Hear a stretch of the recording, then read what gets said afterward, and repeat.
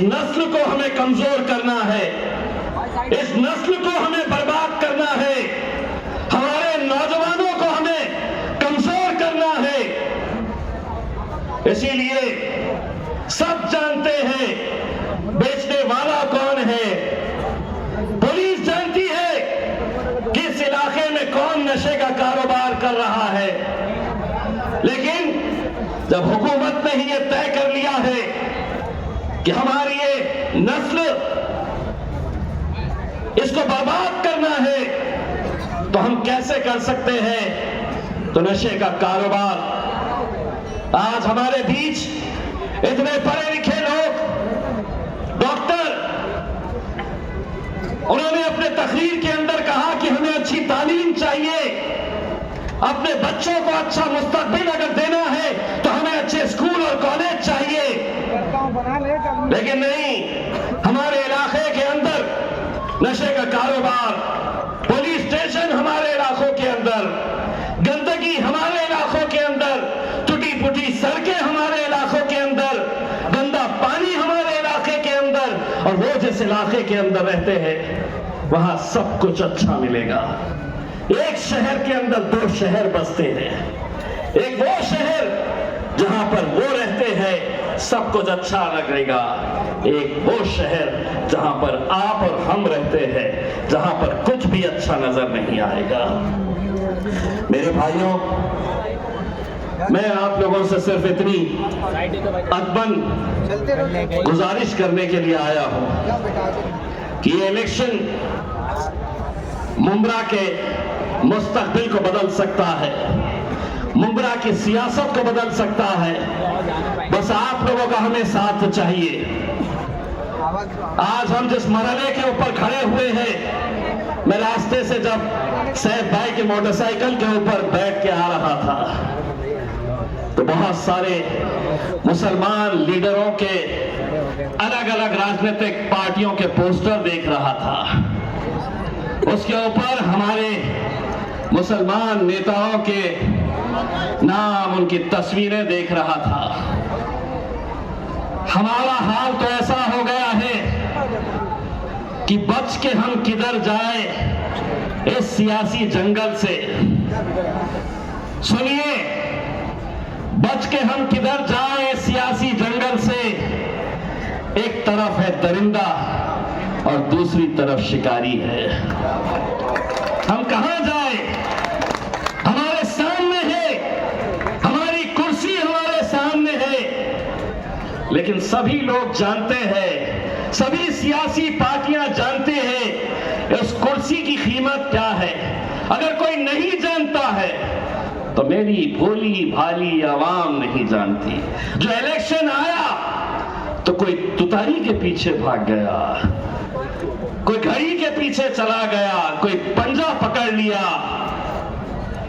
अब तो मुसलमानों को मैं भारतीय जनता पार्टी के साथ भी देखता हूं। इससे बढ़कर और क्या चाहिए मेरे भाई?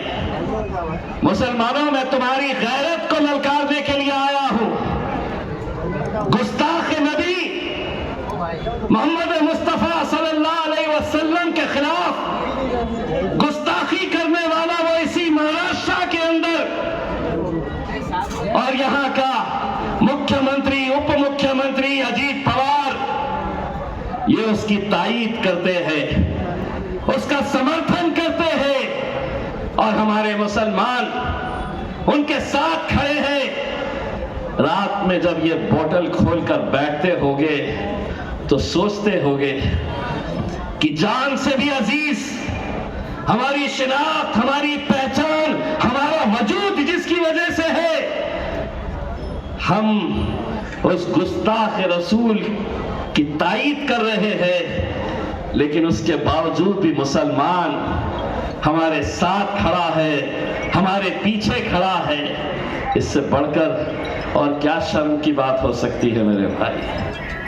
आप लोग जब तक आपकी अपनी क़यादत को नहीं खड़े करेंगे, आपके मसलों का हल नहीं होने वाला है। यह आप अच्छी तरह से समझ लें। हम लोग बट रहे हैं, बिक रहे हैं, बिखर रहे हैं, इसी वजह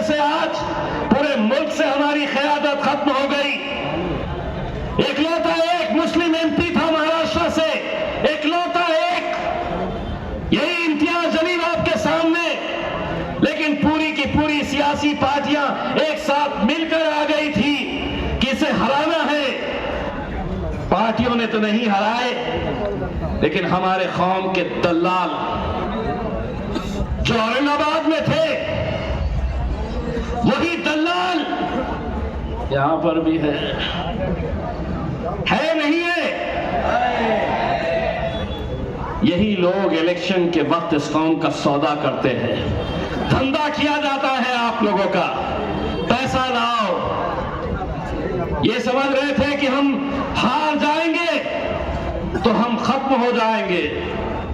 अरे हम तो आज महाराष्ट्र के किसी भी इलाके के अंदर नरेंद्र मोदी को चुनौती देते हैं कि मोदी जी, भाई और बहनों, जितनी पब्लिक मजलिस के जलसे में आती है, हम तो मजलिस के छोटे से सिपाही हैं। कुछ दिनों के बाद इंशाअल्लाह असदुद्दीन अवैसी, अकबरुद्दीन अवैसी भी मुंब्रा आने वाले हैं। हम तो मोदी जी को कह रहे हैं, उनके जलसों में ना किसी को गाड़ी भेजने की जरूरत रहती है, ना किसी को 500-500 रुपये देकर बिठाना पड़ता है। वो सिर्फ आते हैं तो इस बात के ऊपर आते हैं, इस नारे के ऊपर आते हैं कि तेरा मेरा रिश्ता क्या।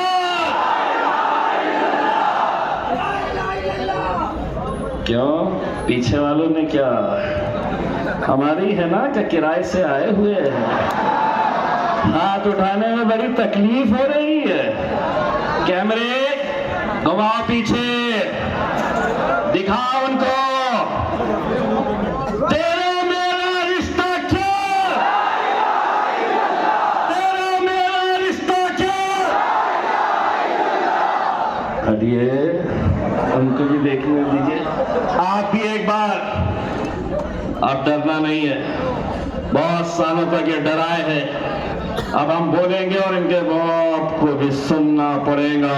तेरा मेरा रिश्ता क्या? तेरा मेरा रिश्ता क्या?